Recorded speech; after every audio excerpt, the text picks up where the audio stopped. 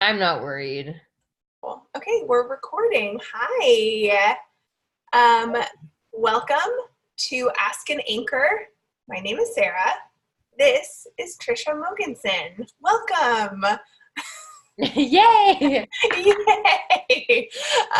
It's so nice to have you. I know we're actually new friends and new colleagues, so it's really nice to have you on and to talk about your expertise. Yeah, And I of did. course, as soon as I saw that question about marketing come through, I was like, I know the person. I know who we should talk to because she's into marketing and I'm it's kind of into marketing. So Yeah, it was nice to have you in my back pocket, especially recently. yeah, Um, they came up. yeah. So let's see. I think why don't you talk a little bit about your business first, and then I'll read the question, and then we'll have a little chit chat about everything. Yeah, Yeah. I know. It's so funny. People always ask me what I do, and I'm like, You're like, oh, all yeah, the thing. I do everything. It's kind of crazy. But I mean, the majority of my business is full service social media management. So most people come to me in my agency and they're kind of like, I can't do it. I'm too busy, which is a great problem when you're running a business. yeah, And they just want me to take over and do it for them. So we have a lot of small business owners, lots of women's boutiques and jewelry designers. But, a good chunk of that is lots of restaurants yeah, because restaurants are super busy. So yeah. yeah, that's what we basically do. And I'm obviously the owner or the CEO or whatever you want to call me. Sure. Um, the person that is in charge basically. And I'm also the lead content creator. So I do most, if not all, of the photography and videography for the agency. And then I have, some good business owners kind of that I'm working with who are just for consulting, and I kind of just teach them what I know, Yeah, which is nice for yeah, people that want to still do it themselves and learn and actually like absorb the information. So sure. yeah, just a little bit of everything, but Yeah, primarily all revolving around social media and marketing businesses. great. Great. I love it. I love it. And how did you get into it initially? Was it because of photography? No, believe it or not, I I wouldn't say that I stumbled into it, but I kind of did. Yeah. I mean, I had been doing social media marketing for my own business, like kind of my side hustle, if you want to call it that. I was managing a medical office and I had like this side business of like, you know, basically if you want to put a label on it, I was like a blogger, but not without a blog, like an influence, like a fake influencer, basically. Not knowing right when Instagram came out, right? You didn't know what you were doing. Yeah. And I also did some personal training on the side, and like I'd always marketed my like health business and the gym that I worked out at. And I always like did it for kind of like free or for trade because I was just loved it so much. And I it didn't click in my head that it was a job until somebody approached me and said, "Hey, I want to pay you for this." And I was like taken aback, right? Yeah. And then all of a sudden now somebody's paying me to do it like legitly, and like it turned into what it is today, a year and a half later. Amazing. Well, it's our stories are really similar, except I'm in year six. Yeah. But our stories are really similar, but my like real direction ended up being in the financial realm, not the marketing realm. Like I was working with a lot of businesses and helping them with their like general business management. But I really like I started veering away from the marketing, which of course everyone wanted, which I embraced. But it's interesting to see when things start to fall into place where people want to specialize, which is Totally. very And you cool. should have a specialty. Oh yeah, It's it's nice like to know a lot about businesses, which I think is what makes we get mm, along in that way. It's like sort of knowing the full health of a business is really important, but yeah, so my numbers are in the like financial numbers and like sales and pricing and value, and yours are like marketing numbers and how things. yeah, I know, right? Still lots of numbers, but Yeah. Mine are like impressions and yours are like P&L sheets. Exactly. Exactly. Yeah. Yeah. It makes us a good team for sure. So let me read this question.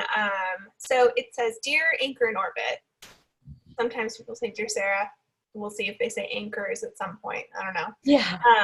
They said, I'm having a lot of trouble with marketing. Everything expected of me as a person, along with the platforms and ever-changing algorithms, leave me exhausted. It feels competitive and like a beauty contest without a lot of depth. What others are doing, selling themselves to sell a product, is out of my comfort zone.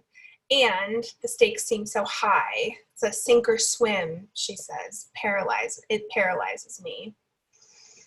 The fear is that if I'm not engaging with my community all of the time or not looking absolutely perfect, nothing I do will ever be enough. Some people seem so comfortable in their skin when they're talking to a camera, and I can't imagine ever getting to that point. Alternatively, I get tired and frustrated when I step into that zone, but my efforts don't seem to move the needle. Then I stop engaging with it altogether. That triggers a cycle of feeling like a failure daily and trying to psych myself up to get back in the game. My products sell reasonably well online, and even better when I engage with real people. Selling my products in person is fun and easy. In that moment in real life, I have the chance to tell my story directly to my customers and see the value of my product so immediately understood. I can't seem to replicate that feeling online. Any advice or guidance would be appreciated. And that was from Marketing Overwhelm. I love the name. I know. And I like that when you answered, you dove right into like, hey, if you're overwhelmed, build that team, get people engaging with your work so that you can actually do your job. So do you want to talk about like what you were calling a zone of genius for a little bit? Yeah. So in my response, I said something about, I always tell my clients to stay in their zone of genius. Yeah. And I think about, for this example, I'll probably just use myself. Sure, go for it. Easiest. So like my zone of genius is in the visionary aspect of my business. I can visualize marketing plans. I can visualize what the content's going to look like before we've even created it. I can visualize the copywriting. I can visualize all of it. But I am not necessarily somebody who can do all of it. Sure. Because that includes photography, copywriting, integrating, scheduling social media posts, working on the social, like logging into Instagram and working on it. There's so many things that go into it. And so for a really long time, I did all the things. I was the photographer. I was the salesperson. I was the CEO. I was the person posting, scheduling, doing all the things. And I had to take a step back and the pretty face. And the pretty gosh, yeah. Lots of Botox, right? No. And people are like, your skin's so great. I'm like, it's Botox. But anyways, so for a long time, I knew how to do all of it. So why wouldn't I do all of it and save all the money? And I got to a point in my business where I was like making enough money. Mm-hmm. I had no time. And I was overwhelmed in so many areas of my business where I was like, I either am going to sink or swim, right? Sure. Kind of like what she said. I had to go, what do I only want to do in my business? What do I enjoy most? What am I the best at? Yeah. Like what gets me out of bed where I'm like, hell yeah, I'm going to work today. Cool. And so anything that wasn't a F yes was a hell no. And I hired out. And yes, I have taken, a cut in my revenue because now I have expenses. It would be a cut in your net. Your revenue is the total. And look at you net. And your little. Yeah. Your so I took a cut in my gross profits. Yeah. But or however, I know. It's okay. I just want to get it right. I need to work on my business. I need an MBA, but no, you don't. I don't have. Yeah. Oh, you don't? No. Oh. Mm-hmm. Yeah, well, I don't have any of that. So anyway, but I had to go like, okay, well, what is this actually? is this paying somebody, or is this worth my time? Sure. And so I got to a point where I'm like, you know what? I'm going to hire out for these things. And over the course of, almost 2 years, now I've gotten to the point where I've hired out every single thing in my Yeah. business that I am not an F yes about. Great. And you must love your business more. Like Yeah. I've seen that over and over again where people start to hate their business. That's why they usually come to me. They start to hate their life a little, and they're like, I don't understand. I'm doing what I said I wanted to do. Yeah. And I kind of hate it. And that's when this comes in most often. Well, you start getting resentful. Yeah, totally. Well, you resentful. stop being able to do the stuff that feels really good, which is the point of doing this.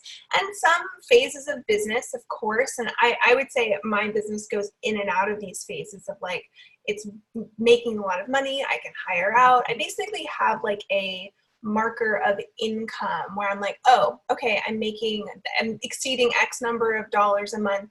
I need to start hiring. And the first one I usually say is kind of a joke, but a reality is a housekeeper. Like, okay, what would actually make my life easier? And then I get that help because it saves me a number of hours on the weekend or during the week, and I can focus on that work, or I don't know, go work out or something. Go to the grocery store. Yeah, do all the stuff that feels good. But the other stuff is important too. I mean, I have, assistants, things like that. They're very important. So I appreciate that about you a lot. I would say it was interesting to see this question on my end because like marketing isn't my zone of genius. Like I was saying, I do focus more, when I'm working with businesses, I'm working with them sort of on the inside. So sometimes, and usually a marketing plan will come out of that. Something creative will come out of that.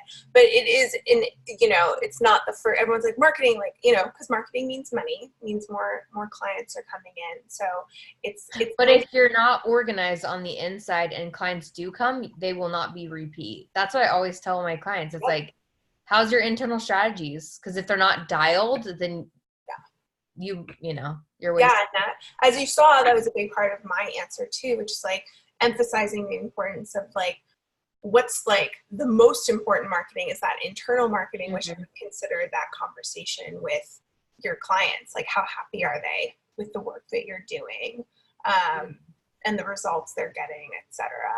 I was also talking to my program cohorts. I meet with them every other week when they're in a cohort. I was talking to them this morning about, because they're working on goal planning right now and their whole year timeline and all this stuff. So it's kind of overwhelming for them because really what I think is symptomatic of the kind of people that run their businesses are people who are actually better at starting something, but not necessarily following through with it. And for a little while, again, I think it's most people, but there are a lot of follow through, but it has to be your only job to follow through. Like what you're doing with your contractors is that's their one job, is to focus on that follow through. So they don't really have to think about big picture. They just have to implement. And when they're newer, smaller businesses, it's really tough to be big picture thinker, CEO, and also implementer. So as soon as they have the opportunity to get someone to implement it, they're already happier, like you're saying. But it's a tough one. I could sort of hear it in this letter writer's voice, as their tone, which is like kind of at their wit's end. And I get that feeling of exhaustion when I have to promote something on Instagram. I am really tired and sad. It's usually like it's never going to be enough. It's always a little exhausting. Do you ever feel like that? Even if you're in that realm, do you feel that exhaustion, that sort of like sad overwhelm? Or do you feel like you've separated yourself? That's the thing I was going to say is I feel like people get exhausted with marketing because they don't have a marketing plan or strategy. Sure.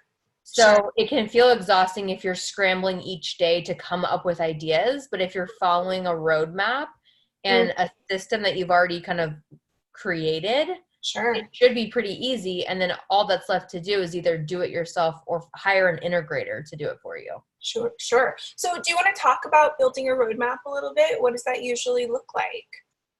Oh, for like building like a marketing strategy? Yeah. Well, I mean, you kind of covered it a little bit. Like you Huh. have to have, no, as far as like what I'm about to say, like you have to have good internal strategies. Yeah. So whether the company or the business is an e-commerce business or a restaurant or a clothing boutique or a jewelry designer or whatever type of business it is, if you don't have those basic, essential, good customer service qualities, like I see. that's where to start. But if you have all that dialed and you like have a good operating system internally and your only problem now is the lack of revenue or the lack of customers, Sure. then it's time to start building a marketing plan. And what happens to most people that I found, they get really overwhelmed with this topic because they're thinking that they have to talk to everyone and everything on all the platforms. And it's not like that. Like each platform has its own quirks and its own personality and does something differently each time. Yeah. So if your goal is only to get people to your website, Pinterest is a great option. If Cool. your goal is to build brand awareness, then and get personal with your followers, if you have like a personal brand, Instagram is great for that. If you want to produce a lot of video, Facebook, or have like a Facebook group or whatever. So I always start there, like what is the goal and who are we talking to? Cool. And depending on what that is, we reverse engineer that goal on each platform. I know. My dog's like sleeping. My micromanager is here. Hi. What are you trying to do? Anyway, so as you were talking about that, I'm interested to hear if you have any like tools that you usually suggest to people that they use or that you like to use. I know I get asked that question all the time. What do you mean by tools, like software or just? Sure. I mean, do you like Planoly or do you like Later? Do you like, like what are tools that you're like, this one's really the best one because of X, Y, and Z? Yeah. So Planoly and Later are my favorites. Okay, cool. I have an agency model, so Later for me works the best. But if you're just running one Instagram, they're both good, and Planoly probably is maybe like a smidge more, they have like a better like aesthetic if you're like a female entrepreneur and looking for something like that. Yeah, it's true. They're really marketing to us. Yeah. Very pretty. Very, very pretty. There was a question I wanted to ask, and it's sort of in the same realm. It's sort of that $1 million question everyone wants, they ask me and I'm like, I don't know. But do you think there are specific formulas or musts that a business should be engaging with in general? I mean, I know it's like, you were saying like Pinterest is good for website visits, Instagram's good for engagement, Facebook's good for video. But is there something, if there was like one or two specific things that a business should be doing, what would it be? Like specifically on Instagram? No, just in general. If you're like, okay, if there's only one thing that a business should do, here's what it is. Be consistent. Okay. All right. Because that's kind of what she was saying. Like she tries and then she gives up. I see. So it's better to be consistent and have everything not look as perfect as you think it should look, but having that consistency. But really, like, before that is knowing exactly who your ideal client is. Yep. Or your ideal customer. If you don't know who that is and it's everyone, you are wrong. Like start over, scratch that.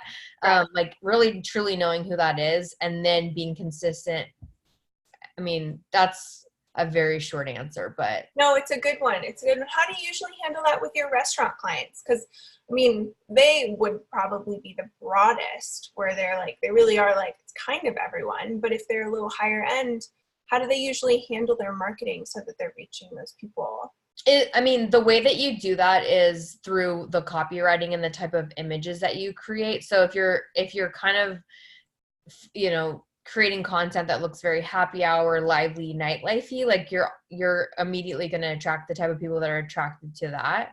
Mhm. So, you know, that's kind of how I approach it. Like, and what are their goals? Like, if for like a restaurant, you know, it is very broad. It's not like a 25-year-old female, but if their goal is to get more people in for happy hour, well Sure. then, you know, who likes happy hour and who is in that area that can actually attend. So, you know, it's probably out of everything that I do the least amount of structure Sure. because it is a little bit more broad, but it's still all in the way that you speak and look, right? Totally. Or well, speak as in like copywriting. Sure. Sure. Yeah. Sure. That makes sense. Is there anything you want to plug or talk about in regards to your business before we wrap up? I mean, plug for my business. I mean, no. You know, Yes, this is marketing.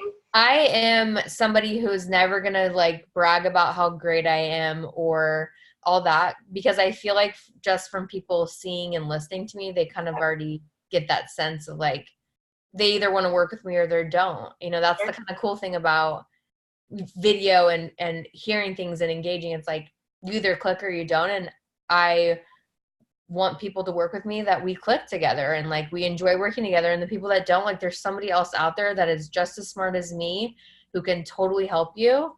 And that's the thing I love most is there's enough for everybody is kind of my I know, right? Kind of like the opposite of what a marketer would say, but No, but it's true marketing. I mean, I stick with that. That's kind of where I let out here, which is like, I don't do a lot of marketing because if people really they really, really read the copy and they really, I mean, even, you know, some of the podcast interviews I've done on other people's podcasts and all that. I was like, if something is resonating, they're going to come to me, and they have. And they're talking to, you know, my clients are happy and they're talking to their friends who are in similar situations, which is usually what happens. Then people are going to come to me. So it goes back to that core, doesn't it? I love it. It's I mean, it's like attracts like, and I love it. So yeah, I'm so glad we got to meet. I know. This was such a pleasure. Well, I'm gonna wrap this up, and then we'll. I'm sure you'll hear from people, and I'll make sure everyone has your email and your All the things. You mean mostly your social media handle. Yeah, there you go. Cool. The most important, you know, way to contact me, of course. All right. Thank you so much. Yeah, of course. Okay. Bye. Bye.